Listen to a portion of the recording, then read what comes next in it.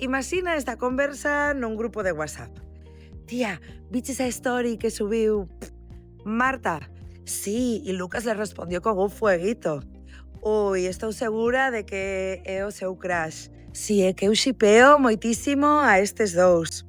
Si, eu onte estiven stalkeando as súas contas. Este é o vídeo 4 de 5 da serie A linguaxe secreta da adolescencia nas redes sociais. Nesta conversación que che acabo de reinterpretar maravillosamente, estás empregando un código co que se fala das relacións interpersoais nas redes sociais. Nas redes, moitas das relacións adolescentes tamén se observan, se comentan e se interpretan en público. Por iso aparecen palabras moi concretas para falar disto, é dicir, para falar da atracción, da curiosidade ou da dinámica entre dúas persoas. Así que vou contarche 3 das que aparecen constantemente.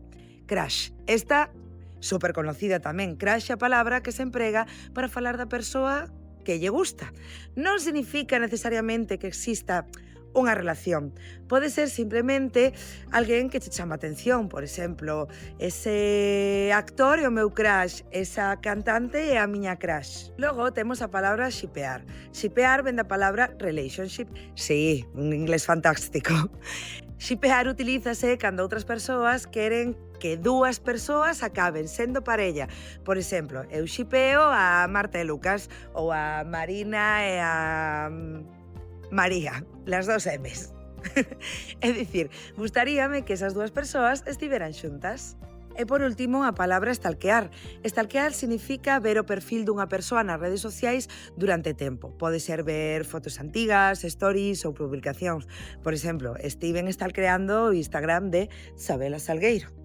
Ollo, porque aínda que a intención co que o fan non adoita ser negativa, senón máis de curiosidade, pode chegar a converterse nunha ciberviolencia. No mundo digital, as interaccións tamén se comentan, se observan e se interpretan en grupo. Por iso aparecen palabras que permiten falar delas dun xeito máis rápido dentro dese grupo de iguais. E comprender esta linguaxe tamén axuda a entender mellor como se viven as relacións na cultura digital entre o colectivo adolescente. Así que se te interesa que faga máis vídeos sobre a cultura digital adolescente, déixamo nos comentarios.